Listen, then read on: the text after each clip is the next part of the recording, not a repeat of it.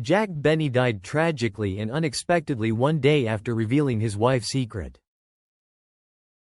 Jack Benny was born Benjamin Kubelski on February 14, 1894, in Chicago, Illinois, grew up in a modest household with his parents, Meyer and Emma Sachs Kubelski.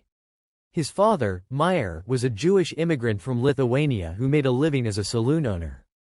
His mother, Emma, hailed from Poland. Like many immigrant families, the Kubelskis worked hard to provide a stable life in America while holding onto their cultural heritage. Jack's upbringing was deeply rooted in Jewish traditions, and his parents placed a strong emphasis on education and self-improvement, although Jack's early life would prove to deviate from the academic path they had likely envisioned for him. At the tender age of 6, Jack began to show signs of his future career, though not in comedy. His neighbor, Otto Graham Sr., introduced him to the violin, and young Jack devoted himself to learning the instrument. Despite his talent, Jack's true passion for academics was lacking, and he often found himself more interested in entertainment than his studies. This lack of enthusiasm for school led to his eventual expulsion from high school. Jack's academic struggles were a source of frustration for his parents, particularly because he also failed to succeed in business schools and could not find his footing in his father's business. However, these setbacks only pushed him further toward a career in entertainment, as he discovered that his true calling was not in conventional pursuits but in making people laugh. During his teenage years, Jack's love for the violin became a way to earn a living, albeit a modest one. He began playing in local vaudeville theaters for just $7.50 a week, a small sum even for that time, but it was enough to give him a foothold in the world of entertainment. Vaudeville, a variety show format that included everything from musical performances to comedy sketches, was a major platform for entertainers in the early 20th century, and it exposed Jack to a wide range of performers, including the Marx Brothers. Jack formed a close friendship with Zeppo Marx, in particular, and through his association with the Marx Brothers, he was exposed to the humor and fast-paced wit that would later influence his own comedic style. In 1917, with the United States entering World War I, Jack put his entertainment career on hold to serve in the U.S. Navy. However, even while in uniform, his comedic talents began to shine. He entertained his fellow sailors and troops with his violin, but what truly captivated his audience were the jokes he sprinkled between performances. During one of these informal shows, Jack received more applause for his humor than for his violin playing. This was a turning point in his life. It was then that he realized his real talent lay in comedy rather than music. This epiphany would change the trajectory of his career, as he began to focus more on developing his comedic persona. After the war, Jack returned to the stage, this time with a new focus. From 1920 to 1930, he continued to perform in vaudeville, honing his comedic timing and developing his signature deadpan style. Though vaudeville was declining in popularity with the rise of film, Jack adapted, taking roles in movies such as The Hollywood Review of 1929 and Chasing Rainbows in 1930. Though his film career didn't reach the heights of his later radio and television success, these experiences in Hollywood helped him refine his performance skills. In 1930, Jack also appeared in The Vanities of 1930, a Broadway revue, where he further showcased his ability to blend comedy with music and monologues. He was a monologist and skit performer, gradually building a reputation as a versatile entertainer. The true turning point in Jack's career, however, came in 1932 when he was invited to appear on Ed Sullivan's radio program. Radio was rapidly becoming the dominant form of entertainment in American homes, and Jack's quick wit and charming personality were perfectly suited to the medium. His appearance on Sullivan's show was a smashing success, and soon after, he was offered his own program, the Jack Benny Program. The radio show was a major hit and became a staple of American culture. Benny's timing, his ability to let silence linger for comedic effect, and his interplay with his supporting cast became hallmarks of the show. The program ran from 1932 to 1948 on NBC and from 1949 to 1955 on CBS, making Jack Benny one of the most recognizable and beloved figures in entertainment during that era. The Jack Benny program was not just a radio show, it became a cultural phenomenon.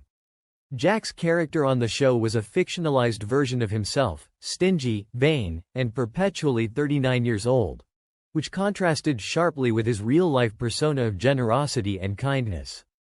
His deadpan delivery, coupled with a masterful use of pauses and silence, created a unique comedic style that set him apart from other performers. The show also featured an ensemble cast that included Eddie Rochester Anderson, his loyal but sarcastic valet, and Mary Livingstone, his real-life wife, who played his girlfriend on the show. The interplay between these characters, combined with Benny's impeccable timing, made the Jack Benny program one of the most highly rated shows on the air for over 2 decades. Though Jack Benny had started as a modest vaudeville performer, his transition to radio transformed him into a national icon. The Jack Benny program became one of the longest-running and most influential comedy programs in history. It not only dominated radio during its run but also made a successful transition to television in the 1950s, proving Benny's versatility as a performer. His comedic influence extended far beyond his own show, shaping the future of American comedy and leaving a legacy that would inspire generations of comedians who followed. Jack Benny's long and illustrious radio career began on April 6, 1932, marking the start of an extraordinary journey that would revolutionize the entertainment world.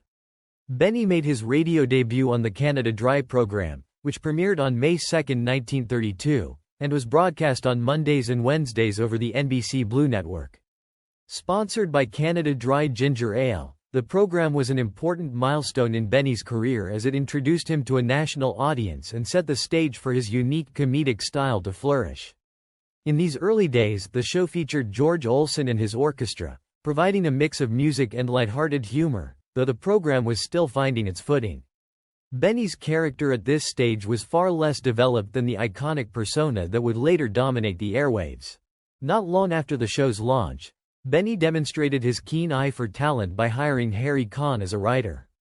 This decision would prove pivotal, as Conn helped refine Benny's signature style of deadpan humor, impeccable timing, and the self-deprecating persona that would endear him to millions of listeners. Conn's writing complemented Benny's sharp wit, and together, they began shaping the format that would become a staple of Benny's future radio programs. The Canada Dry program continued to air on NBC Blue for 6 months, enjoying moderate success, until October 26, 1932, when it transitioned to CBS, airing on Thursdays and Sundays. This move was significant as it marked Benny's first network switch, a pattern that would repeat later in his career. The program now featured Ted Weems and his orchestra, adding a new musical element, though Benny remained the central figure, with his comedic routines gradually becoming the focus of the show. The program ran on CBS until January 26, 1933, when a dispute with Canada Dry ended the partnership. The company decided not to renew Benny's contract after attempting to replace Harry Conn with Sid Silvers, a move that would have dramatically altered the show's format by giving Silvers a co-starring role.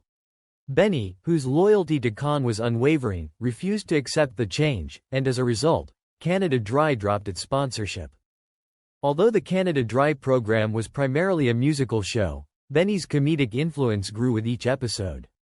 His dry wit and ability to play off other cast members were becoming more evident, even in a format that hadn't yet fully embraced his comedic potential. The tension between the musical and comedic elements was an early indication of the direction Benny would take his career.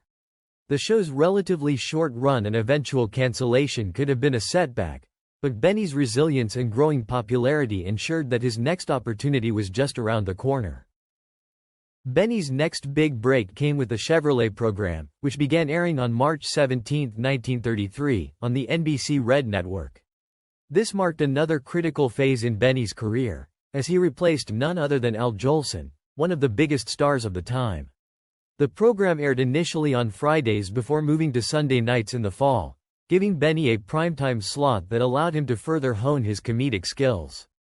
The show was notable not just for Benny's performances but also for featuring his future wife, Mary Livingstone, who became a beloved part of Benny's act. Alongside Livingstone, the show included Frank Black's orchestra, vocalists James Melton and later Frank Parker, adding layers of musicality to Benny's routines. The combination of music, comedy, and Benny's growing rapport with the audience solidified his reputation as a rising star in radio. However, the Chevrolet program came to an abrupt end after General Motors president decided that the show should revert to being purely a musical program. This decision reflected the prevailing attitude of some corporate sponsors at the time, who failed to grasp the growing popularity of Benny's comedic genius.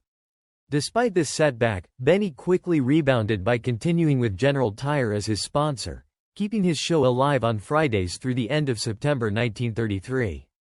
These early programs, though often centered around musical performances, were critical in allowing Benny to develop the format that would later define his show, a blend of humor, self-mockery, and interactions with an ensemble cast. In 1949, Benny made one of the most significant moves of his career when he switched networks again, this time from NBC to CBS.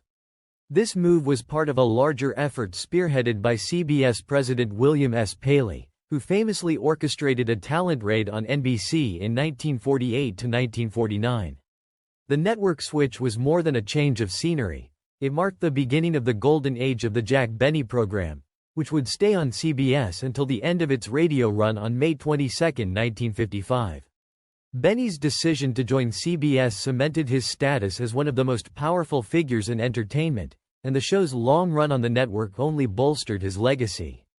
CBS would later air repeat episodes of the show from 1956 to 1958 under the title The Best of Benny, allowing new generations of listeners to enjoy his timeless humor. In 1950, Benny transitioned to television, further expanding his influence on American popular culture. The television version of the Jack Benny program became one of the most popular shows of the 1950s and helped define the early years of TV comedy. Benny's ability to seamlessly adapt his radio persona to television set him apart from many of his contemporaries, who struggled with the transition. The show became a weekly television fixture by 1960, running until its eventual cancellation in 1965. This marked the end of an incredible 32-year run on both radio and television, a testament to Benny's enduring appeal. Even after the show ended, Benny remained a beloved figure, performing in television specials and making guest appearances well into his later years. Beyond radio and television, Benny also found success in Hollywood, appearing in several films throughout the 1930s and 1940s. His film career, though not as dominant as his work in broadcasting, allowed him to showcase his comedic talent in a different medium. Some of the notable films Benny starred in include It's in the Air, 1935, Man About Town, 1939, Buck Benny Rides Again, 1940, Charlie's Aunt, 1941, George Washington Slept Here, 1942, To Be or Not to Be, 1942, and The Horn Blows at Midnight, 1945. While his film roles often capitalized on his established comedic persona, they also demonstrated his versatility as a performer, proving that Benny's humor could transcend the confines of radio and television. After his broadcasting career ended, Benny turned to live performances, returning to his roots as a stand-up comedian. In the 1960s, he headlined at Hurrah's Lake Tahoe, performing alongside renowned trumpet player Harry James and vocalist Ray Vasquez. These performances allowed Benny to continue connecting with audiences, who still adored him after decades in the spotlight. His live shows were a testament to his lasting talent and commitment to entertaining the public. Throughout his career, Jack Benny remained a trailblazer in the world of entertainment. His ability to evolve with the times, from vaudeville to radio, television, and live performances, ensured his place as one of the most influential comedians in American history. His pioneering work set the standard for future generations of entertainers, and his legacy continues to inspire comedians and performers today. Jack Benny made one of his final television appearances on The Tonight Show starring Johnny Carson on January 23, 1974, just one day before his final television special aired. This appearance was significant, as Benny had been a familiar figure in American entertainment for decades, and his guest spot on Carson's show reflected his ongoing influence and popularity even in the twilight of his career. On that night, audiences saw Benny deliver his signature deadpan humor, demonstrating his ability to captivate viewers even as his health began to decline.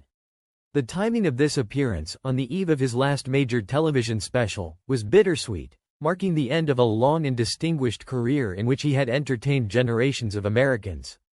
Benny's final television special, aired the day after, was a fitting tribute to his comedic legacy, capturing the essence of the charm and wit that had made him a household name. Around the same time, Benny was preparing to take on what could have been one of the final highlights of his illustrious career, starring in the film adaptation of Neil Simon's The Sunshine Boys. This role was a potentially career-defining opportunity, giving Benny the chance to shine in a major motion picture written by one of the most successful playwrights of the era. Benny's sharp wit and impeccable timing were perfectly suited for Simon's brand of humor, making the role an ideal fit. However, in a twist of fate, his declining health prevented him from pursuing the project. Recognizing that he would not be able to fulfill his commitments, Benny turned to his longtime friend George Burns, a fellow comedian and one of his closest confidants. The depth of their friendship was well known in Hollywood, and Benny trusted Burns implicitly, asking him to fill in for him on a nightclub tour that had been planned prior to the film's production. George Burns, who had his own storied career in comedy, agreed to help Benny. At that point, neither could have known how pivotal this substitution would become. As Benny's health worsened, it became clear that he would have to step down from the Sunshine Boys entirely, and Burns was eventually cast in the film. Despite the circumstances, Burns delivered a memorable performance, and his portrayal earned him widespread acclaim, culminating in an Academy Award for Best Supporting Actor. This bittersweet moment underscored the deep professional and personal bond between the two legends. While Benny was unable to claim the role that would have likely marked a triumphant late career achievement, his close friend was able to turn the opportunity into a career resurgence of his own. Benny's magnanimity and the enduring strength of his relationship with Burns were evident in this moment, as he selflessly passed the torch to his friend in a gesture of mutual respect and camaraderie. In addition to the major shifts in his career plans, Benny made one final appearance on The Tonight Show on August 21, 1974, this time with comedian Rich Little as the guest host. Despite his increasingly fragile condition, Benny demonstrated once again that his comedic talents had not diminished. The August appearance was his last on the show and marked the end of an era. Though he was visibly weakened, his sharp wit and subtle humor were still intact, and his presence was a reminder of the indelible mark he had left on the world of entertainment. This particular episode allowed his fans to say a quiet goodbye to the beloved comedian. In his final months, Benny remained active, appearing in several editions of the Dean Martin Celebrity Roast. These roasts were star-studded events where celebrities playfully poked fun at one another, and Benny was in his element. He participated in the roasts of iconic figures like Ronald Reagan, Johnny Carson, Bob Hope, and Lucille Ball.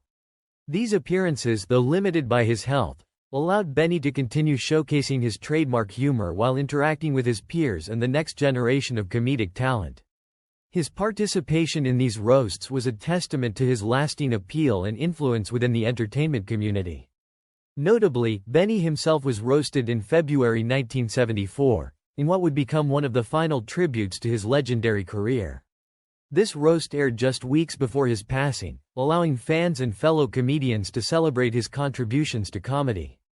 The roast of Lucille Ball, which aired posthumously in February 1975, marked his final public appearance, capping a career that had entertained millions. Beyond his late career television appearances, Benny's most substantial contribution to the entertainment industry was his long-running radio show, The Jack Benny Program. First airing in 1932, the radio show quickly became a national sensation and ran for more than 2 decades, ending in 1955. At its height, the program captivated millions of listeners across the United States, cementing Benny's status as a comedic powerhouse. The show was known for its simple yet effective humor, often featuring Benny as the self-deprecating butt of the joke. His character, a miserly, vain version of himself, was beloved for his comic timing, awkward pauses, and sarcastic quips. The show featured recurring gags, such as Benny's perpetually unaged character being 39 years old, and his playful banter with his cast of supporting characters, including his real-life wife, Mary Livingstone. The program was groundbreaking in how it used running jokes, absurd scenarios, and humorous misunderstandings, which would go on to influence future generations of radio and television. When the Jack Benny program transitioned from radio to television in 1950, Benny once again proved his versatility. While his radio persona relied heavily on verbal humor, his television appearances required new techniques to engage the visual medium. Benny's television show, which aired for almost 15 years, brought new life to his comedy. He adopted physical gestures to enhance his performance, such as his trademark slow, mincing walk and his famous hand-on-the-cheek expression, which conveyed mock pathetic bewilderment. His expressive face and deadpan delivery became integral to his television persona, allowing him to capture a wide audience. His mastery of timing and character-driven humor made him a beloved figure on television, helping him transition seamlessly from radio into the new golden age of TV. Benny's achievements were recognized in a number of prestigious awards over the course of his career. In 1958, he won the Golden Globe for Best TV Show for the Jack Benny program, acknowledging the program's cultural significance and his pivotal role in shaping American television comedy. In 1957 and again in 1959, Benny received the Primetime Emmy Award for Outstanding Lead Actor in a Comedy Series, further affirming his place as one of the greatest comedic performers of his time. His legacy was immortalized with 3 stars on the Hollywood Walk of Fame, honoring his contributions to television, film, and radio. These accolades were a reflection of his multifaceted talents and his ability to thrive across different media. In 1988, more than a decade after his passing, Benny was inducted into the Television Hall of Fame, a fitting tribute to a man whose influence on comedy and entertainment continues to be felt to this day. On February 24, 1927, Jack Benny married Sadie Marks, a salesgirl from the May Company store in Los Angeles. The two had met while Jack was performing in vaudeville, and Sadie, who had no previous aspirations to be in show business, soon became a vital part of his career and personal life. At Benny's urging, Sadie took on the stage name Mary Livingstone and joined him in his touring show. Though initially reluctant, Livingstone quickly became an indispensable part of Benny's performances, particularly in radio, where she gained fame as his wisecracking foil. Her witty, sharp-tongued persona, combined with Jack's self-deprecating humor, became a hallmark of their performances and contributed significantly to the success of the Jack Benny program. While Mary Livingstone's character on the show was beloved by audiences, her real-life relationship with Jack Benny was more complex, revealing deeper layers of tension and control. Later, the couple adopted a daughter, Joan Naomi, in 1934. Joan was just 2 weeks old when they brought her into their lives, naming her Joni.